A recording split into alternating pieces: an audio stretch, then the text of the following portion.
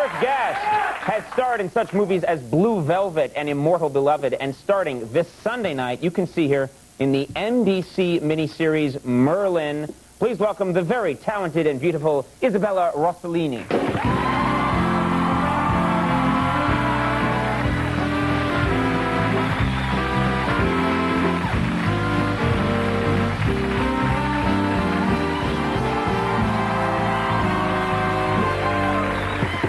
Thank you very much for coming. It's a pleasure to be here. Your hair, very different this time. Was this for Merlin? No, Merlin, I have long, long hair, like Tiger Lily. Oh. Or a Madonna, or, you know, something like that. Right, right. I haven't seen Merlin yet. I looked at actually a couple of clips.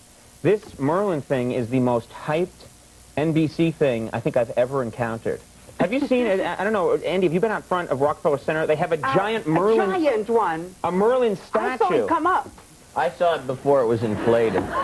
Yeah, I just saw it sort of the little, you know, like the husk of it. You know, the chrysalis ready to blossom. Yeah. And so you saw the Merlin actually... Oh, he came out like the boom at the end with the big hand. Right. Yes. And this is all to promote... Merlin. Merlin. Our film. Your film. And look at this. They have all this... There's all this press stuff. Let me see. I mean, I don't know if you've seen half of this stuff that they're sending around. There's a drink. There's a Merlin drink, and I'm not kidding. We didn't make this up. This is a Merlin drink that NBC is... I haven't had one. You don't want this. No. And, I want to try one. All right, here you go. It'll probably taste like magic. Yeah. Go to it. How is it? Then you change into a frog. Yeah, it's a frog who's just drank some ginger ale. Well, look at this. Look at this press. Look at this. Like, I got one of those. I got one. Well, this is, you know how much money this costs? There's a book in here and tapes, and there's like a little, Merlin, you know? Nice. No, that's Excalibur. Oh, I don't know. I'm a boob. So. It stuns me because they have spent more money promoting Merlin in the last week than they have spent promoting this show in the last 5 years. Easy. You're jealous. Yeah, we don't get promotion. I had one actual piece of promotion. Take a look at this. This is my promotion from NBC. Look at that. The only thing I ever had. They're available. Just call the toll-free number. It's amazing, though. It's incredible how much all this stuff they have. It's very cool. Was it fun to make the picture? We enjoyed doing it. I enjoyed watching it even more than doing it. Yeah. Because there was so much of special effects, you know, so you didn't really quite know what he would look like. Right. And he looked, I saw it this morning because it was only ready about 2 days ago. They only showed this to you this morning? Yeah, it was only ready a couple of days ago. Wow, that's scary, because what if it was terrible? You know, what if it was just, I mean, it's good, I understand. No, we're getting very good reviews. No, it was just that we did it very, you know, we finished shooting at the end of January. Right. So we only had 2-3 months to put it together, which is very short time for our movie. Now, the clip that I saw, very scary, dragon, fire. Yes. You get hurt? Yes. You get burned or something at one point? Disfigured by a dragon. Now, you have children. How old are they? One is 4 and one is 14. Now, you going to let them watch this thing? I'm most curious actually, about that. my 4-year-old always comes with me, and he was there when we did the scene. There was no dragon, but there was the fire. The fire, it comes to me. That was a real thing that they, Do you worry about that, like a 4-year-old scene? Well, I did. I was worried, you know, and I didn't know, you know, because it's good, you know, I kept on saying this is fake and this, but I was afraid when he saw me covered with blood and all this figure, you know, that he was worried.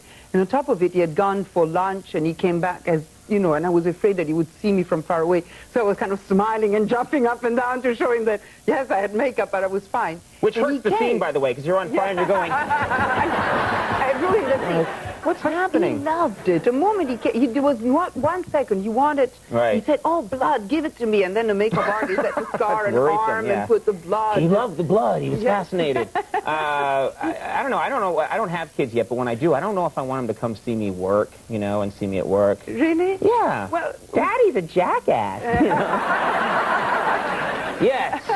Run along now, Junior. But you have to, because they are asked at school, have you been to your mother and you've met the other actors, you know, and so if you don't bring them, then they feel you cut them out of your life. Right. That Well, they don't deserve to be with you. Here's the question then. Of course, you grew up, your mother, Ingrid Bergman, doing films. Yes. Did she ever do a scary film and you had to go see it? Yes, she did. You know, I mean, for me, it was very scary, Joan of Arc. Joan of Arc. Joan of Arc, because at the end, she's burned, you know, I remember, I don't know how old, but I must have been like my son's age, 4 or 5, because I still remember how frightened I was.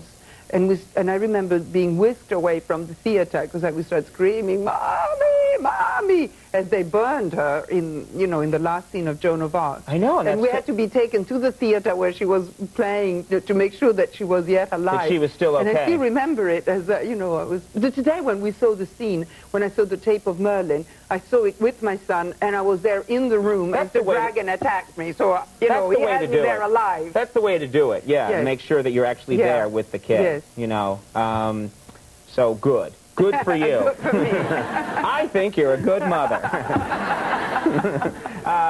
Last time you were on the show, you were talking about bugs. You're fascinated with bugs. And I didn't think that was going to happen. I didn't think the conversation was going to go that way. But you started talking about, what fascinates you about bugs so much?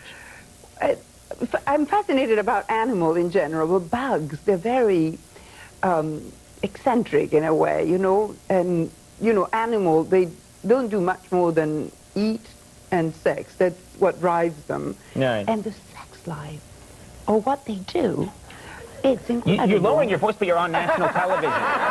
You aware of that? You're like, no one must know what I'm going to say.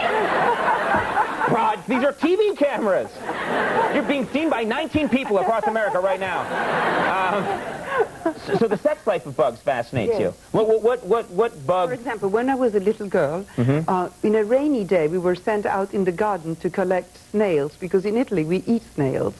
Would you eat them right there in the garden? No. We collect them, then we put them in a sack, and we leave them there to purify themselves, so they don't eat for a few days, and then you boil them. Right. And you eat them. Okay. And well, that sounds delicious. No, in America, no, you don't eat them. But some people do. Some people really enjoy them. I think they enjoy them with a lot of butter and garlic and things like that. Yes. One day I was in France and I had gone out to dinner and I had snails and frogs. And when I came back home and my daughter said, "What did you have to dinner?" And I said, "Snails and frogs." She said, "You ate like a witch." Because I have American kids. They don't know that we find those things very sophisticated. Be silent or I'll have the dragon after you. No! But those snails, that we picked up, sometimes you find them together, and I thought, oh, they're making love.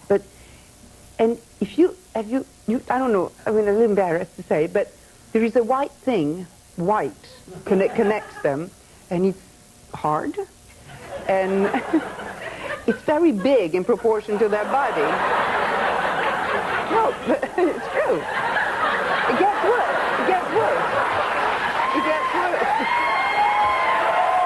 It's not finished. Sometimes you find Andy, a chain of them. Because a chain of them? A chain of them. How many at one time?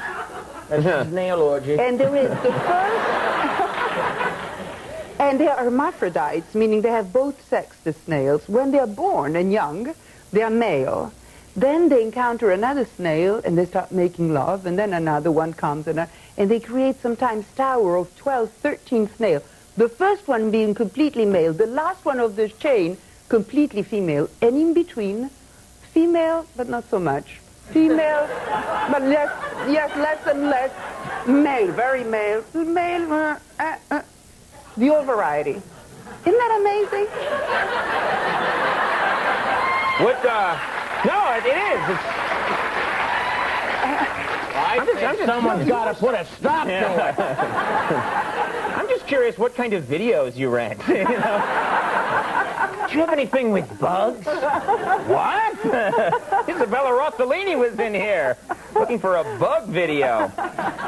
You got to come on sometime and bring some of these bugs. All right? We'll have the band play some porno music. Yeah, we will be censored. Yeah, bring some. It would be fun. Merlin, as if anyone doesn't know, is on NBC. It's 2 parts. Sunday, April 26th, and Monday, April 27th. It's from 9 to 11 p.m.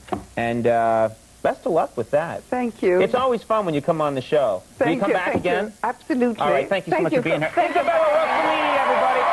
Jerry O'Connell is coming up. Stick around. We'll see you.